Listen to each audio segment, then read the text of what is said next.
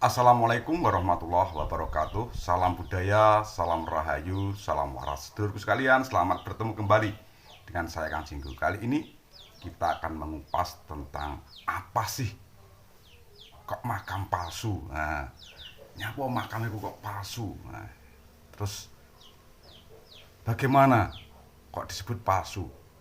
Makam palsu disebut palsu, makam palsu ya. Bahkan ada yang lucu lagi, nanti kita bahas juga kapan-kapan ya, tentang bagaimana nama makam itu dulunya tidak ada namanya, atau namanya siapa, berganti nama. Kalau di Caranglejo itu Mbah Dobrang itu diberi nama juga Habib Samiun Al Asgab, itu Mbah Dobrang di Caranglejo. Kalau banyak ya makam-makam palsu yang ada di Gresik, di Probolinggo, itu palsu. Di Ponorogo juga ada makam-makam palsu. Nah, kenapa makam itu disebut palsu? Ini yang menjadi pertanyaan. Jadi saya kemarin ditanya, makam kok palsu itu? Bingung aku, jelas bingung. Aku ya bingung kok. Oke, kita lihat dulu.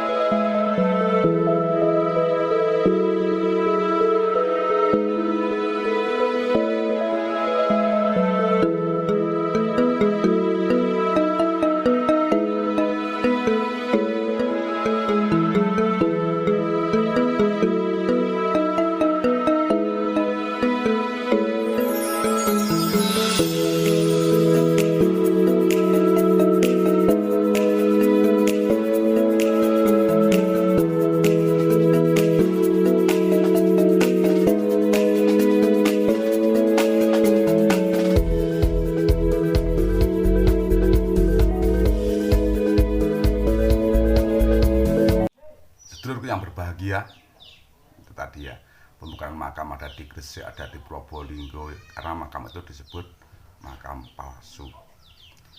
Nah, kenapa kok makam itu palsu? Makam itu, kalau saya kemarin mengatakan makam itu makam baru. Makam baru. Jadi seperti KRT Semudiningrat yang ada di Jogja. Nah, tiba-tiba ada makam barunya yang ada di Semarang. Jadi makam itu penggandaan makam, penggandaan makam ya nak ya, penggandaan makam. Karena yang di Jogja itu sudah sejak dulu, sedangkan yang di Semarang itu kan baru. Kalau saya kan kemarin gitu, ternyata ini penggandaan makam kayak fotokopi, wae makam nek ono enek makam, nek ono makam di fotokopi. Nah, sekarang kembali ke kasus apa sih makam palsu itu. Makam palsu kan menurut saya kemarin, makam palsu itu makam itu tidak ditemukan jasadnya di situ. Tidak ditemukan jasadnya di situ ya. Di situ tidak ditemukan jasad. Artinya tidak adanya makam itu, ada yang taunya di situ ada kuburan, itu adalah hasil rongsen. Hasil rongsen dari indera yang ke 7 atau ke 8 atau ke 9, saya nggak tahu. Itu. Jadi dia hasil rongsen. Nah, apakah ini palsu?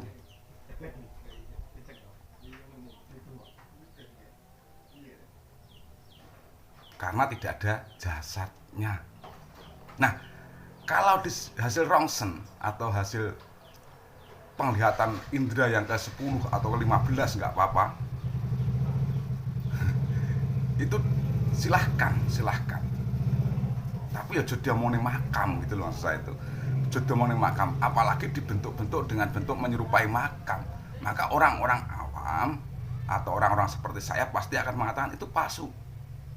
Kenapa saya katakan palsu? Karena tidak ditemukan jasad di situ. Tanah kosong terus tiba-tiba dibangun menyerupai makam, akhirnya diajak orang-orang berziarah ngalap berkah ke situ. Manten. Nah, kalau makam itu yang ada di pandangan kita, jelas di situ ada jasadnya. Ada jasadnya. Itu kalau makam. Kalau cuma hasil rongsen, pertanggungjawaban secara logika nalar, ini yang kurang. Kurang sekali pertanggungjawaban secara logika. Di pertanggungjawaban secara akademis pun kira-kira ya nggak nyandak. Nggak nyandak. Karena sebuah sebutan dalam sejarah itu secara arkeologi dan kepurbakalaan. Gitu. Jadi kalau membuat makam yang tidak ada jasadnya, itu apa namanya makam? Ora toh? Nggak iso mbok ngene makam karena tidak ada jasadnya. Makam ning endi nggon ya nek jasate nek kono terus dikubur wonge, terus dianu, terus diuruk, terus dikei mais apa kijing dikei maisan. Iku makam ning endi nggon. Lah makam ra nek jasate lha iku disebut makam palsu. Maka makam palsu itu adalah makam yang tidak ada jasadnya di situ. Dan dikatakan baru, saya katakan baru kemarin tuh karena cara nemokne ya aneh gitu loh. Aneh. Aneh sekali cara nemokne. Karena lewat indra yang ke-1 indra yang ke berapa? Penglihatan indra ke-6, ke-7, ke-8 atau ke-15 enggak jadi soal kok dengan cara seperti itu. Seperti itu. Banyak yang seperti itu. Jelas saja ini akan merusak sejarah yang ada di tanah kita. Merusak sejarah yang ada di tanah kita. Sejarah yang ngono e. Mbah-mbah ora ngerti jenenge wali iki. Mbok ora ngerti jenenge wali iki. Tiba-tiba muncul wali. Ya, makame nang kono. Lah kudu wong kono terane kok. Dadi nek wong roh ora tau diopeni.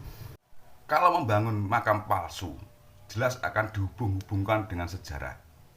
Kebanyakan adalah sejarah penyebaran Islam di tanah Jawa. Nah, ini kebanyakan loh ya.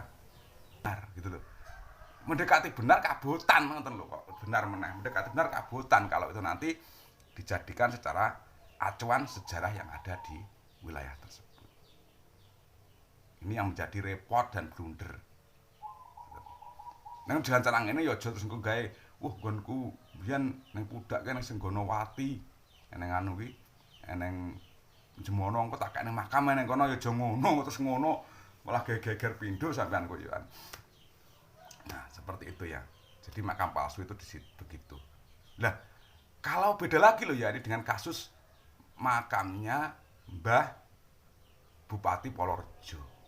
Beda kasus. Mbah Bupati Polorejo yang ada di Larangan. Ada juga yang bilang Mbah Bupati Polorejo itu mayatnya diambil dipindah ke Katongan atau komplek makam Bathara Katong. Ini beda karena masih daerah Bathara Katong. Beda dengan kasus ini.